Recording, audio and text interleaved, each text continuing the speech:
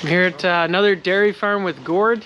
My grandparents came here in '43 and started farming here in '43, and my dad took over, and now it's our generation. We had a bit of a life changer here 4 years ago. We had a fire and lost all our buildings, so everything what you see now is about 3 years old. Okay. So we did a complete rebuild, converted over, put 2 robots in, and now we milk our 55 to 60 cows with 2 robots. I know we could get away with 1, but it makes it a lot easier for the cows and everything else, and we have room to expand.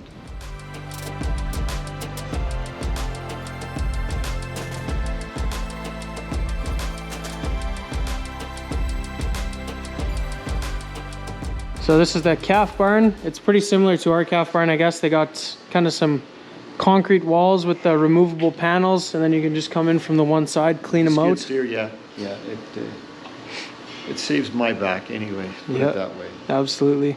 And then we pull them out and we pressure wash all the panels off before we put them back in. So we start fresh once we're done with the row. I see you're feeding them some hay in here? Yeah, they get hay, and when she's starting to wean them, she brings TMR in and gets them converted over to what they'll be getting out there. And do you feed milk replacer or whole milk? No, whole milk. Right on. We have the milk taxi here that comes from the robot, so occasionally we'll add milk replacer if we're short of milk, or Okay. So this is their milk taxi. The milk comes straight from the robot into here, and then they can use it to feed the calves in the calf barn. So this is one of the robot rooms. They got 2 of these robots going at this farm, and there's a cow in there being milked right now. So with the Lely robot, they got the brushes, and that's what actually cleans the cow's teats. And then they have the separate cups for milking. There's no inline cleaning for this one, so.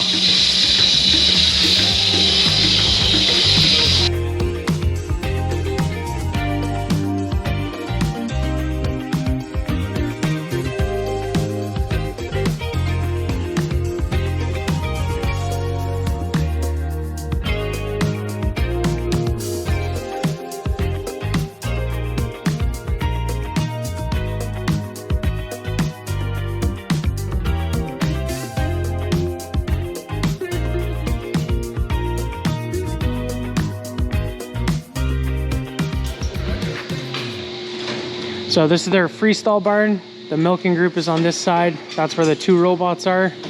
We have a separation group at this end. There's, what's there, 22 stalls, I think, at this end? 22. And it's 100 and some on the other side. So any fresh cows or sick cows stay in this pen. They can cycle through this robot. The rest of the herd can cycle through either robot. Okay. So the other side of the barn, we start with our young. Once the calves come out of the calf barn, they go to the first pen, and as they get bigger and older, they move down. And then we have a section for dry cows, and then this is our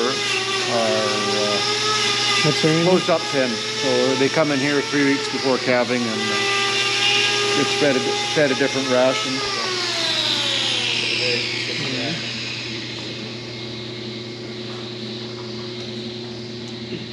Nice pack there for the calvers. You got the nice Lely red liner on the concrete there. So why don't you tell us a little bit about the manure management in this barn? So here, because we went sand bedding, we didn't really like the idea of dealing with mechanical scrapers or other options, so we figured flush would be our best. But where we are, we have quite high groundwater. So it's only about 8 feet below ground here. So we were kind of stuck with going on a fully one-way slope barn, so getting too deep into the ground. So we decided with a middle flush would be best. And from there you can see the barn slopes into the middle, flushes from both ends, and then it hits the flume in the middle to the first pit, pumps to the top of our sand lane down there, which collects. As far as we have 3 years with it now. We have yet to buy a load of sand, so we weren't complaining. Then down to here into our second pit, which pumps into the back into a big separator. That's a US Farms Valmetal slope screen with a screw press underneath it. And it's got a learning curve, but it works, so we're happy with it. Right on. So yeah, the flush comes at the top of the alleys, goes to the center of the barn. Yes. Also flushes from the far end, comes to the center. Yep. And then you guys get your sand lane just on the outside of the barn there. Yep. Reclaim all the sand, and then all the manure solids is going and being stored. Right on. And then we just get rid of that twice a year, before corn and after corn. Okay, you spread it and over we your use fields. a little, actually, we do bed the heifers with the compost. We're not worried about an immature udder getting mastitis if she's never made milk yet, so. That makes sense. We haven't tried it on cows yet. The main reason we started everybody on sand, cows love it. The heifers would dig too much and plug the alley because you just end up with a bucket of sand in the middle. Right. So we figured try them on that. Even if they dig on this stuff, the flush can take care of it, but they honestly don't dig with it as much as they did with sand anyways, because I think it mats out a little bit better for them. So makes sense. We won't complain there either. Right on. Yeah, heifers usually get bored pretty quick. Yep. They're always up to something. Takes it over to the first place. So we're in the middle of the barn now, where all the flush water goes. They call that the flume. So there's a pipe underneath that goes from all these alleys to outside of the barn, and that's where it's going to go to the sand lane. So these are the youngest ladies in the barn here, 4 to 6 months old, and they progressively get older down the barn. Yeah, they just got mini freestalls there for the calves. I guess they get used to the life in the barn right away. And these I think are nice. On our old barn we didn't have them. We just had more of a pipe. Yep.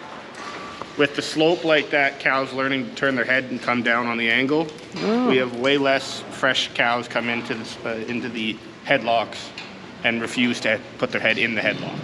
Okay. Because we used to have 4 cows that would share the man pass. They wouldn't eat out of the self-locker. They would, nope, can't do it, don't want to do it. Yep. So. No, it's definitely, we'll have those odd heifers that come in, or it's not that rare at all actually, and they'll just click them shut if you do want to lock the headlock. Oh yeah, they come in at the very bottom like this.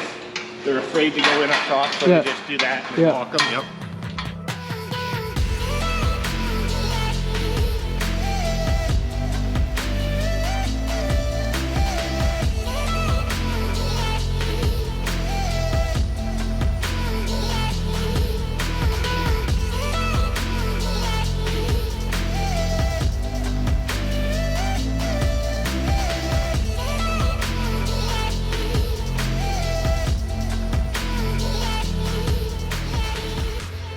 So this is literally right beside their freestall barn here, just outside. So yeah, all that manure gets pumped here, and then the sand settles out. It's kind of like the gold trommels on Gold Rush. Similar, I guess. Similar premise, I guess. Yeah. And then we stack at this end mostly when it's still wet. That's why you can see this pile is very wet. Would have come off this morning. And then as it dries out, just through the water working its way down, we'll move it to the next pile and kind of stack it up. It can be on the beach for about 2 months. By the time it goes in the barn, it's fairly dry. Okay. So, even if it's raining. Yeah, and then all your seepage goes right back into the sand lane. Exactly. Right off of the freestall barn, they got all their commodity bays and silage pits here. So tell us about that. Well, silage bays, bunkers, we just do corn silage in for us. We don't use enough grass silage each day to try and keep a bunker face fresh. So versus that, we'll do round bales instead, as you can see some of the piles behind you. If not, there's more scattered amongst the yard wherever they fit, basically. But, and then down here we've got a commodity style bay with, the farthest bay is solid manure compost, mainly from cleaning out the calf barn and sawdust. Then we've got our local hay grown on the farm, from 2nd cut all the way to 4th cut. We do buy in straw, it's a very helpful ingredient when you've got feed that sometimes doesn't have what exactly you need. Yep. You can cut it down with straw. And other than that, we just do a TMR blended grain ration that comes with the minerals, everything else that our ration's lacking for the cows. Okay. And we can create everything that we need for our cows from there. This is the newest Juno, right? Yeah, this is their Move Next or something like that. It can go both ways. Is the main difference that they made with it. And the skirt lifts up too, right? Yeah, it can. The skirt can lift, and then it can tilt the other way, so it can push on the left or the right hand side. That's cool. We're here at the beginning of their manure solids separation system. So that white pipe comes off of the sand lane, you said? Yeah, there's a pump at the back or the bottom end of the sand lane that feeds up into this. And this is a vibrating slope screen. It's called stage 1 of our separation unit. So where the manure flows down like a waterfall, it's on a stainless steel mesh that vibrates and wicks the water back into the backside in through the drain. And then the solids and whatever is left on the screens slides down into the second stage, which is the screw press. And we just went with normal spring tensioners, not pneumatic. Didn't feel like it was needed expense on the farm at the time. So I was in California this spring and they had some of these separation systems there. So yeah, it just separates the solids, kind of dries them out. And we're actually pretty high up here. This is on a tower. And I guess all the solids fall in a bay down there. Yeah, if you look here, we have a conveyor that comes through the wall here, and that's what takes it out into the solid stacker. So since they have a flush barn and they flush their alleys, they also need to have a reservoir where they have that flush water stored. It's always recycled, and that's right here. So they got the big 12-inch line here, and this is what goes to the barn. And I imagine the barn's at least 100 feet away from here.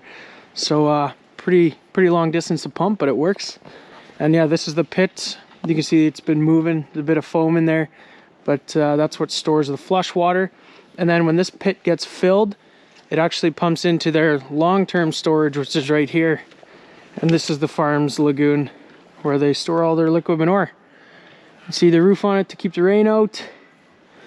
And one other pretty cool thing that he was telling me, this pump that pumps into the lagoon is all the way at the bottom of this flush pit. So that all the solids kind of settle out at the bottom and then they make their way to the long-term storage. Whereas this pump that goes to the barn is a couple feet off the bottom. In theory, it's going to pump less solids to go and flush, and it'll just be more efficient like that. Well, thanks a lot for the tour. You guys have an awesome farm out here. No worries. Glad to have you. Glad to show off the dairy. Just help make more people aware of everything that happens and right on. How we do it in our neck of the woods, I guess. Yeah. Slightly different than out in the prairies. Absolutely it is.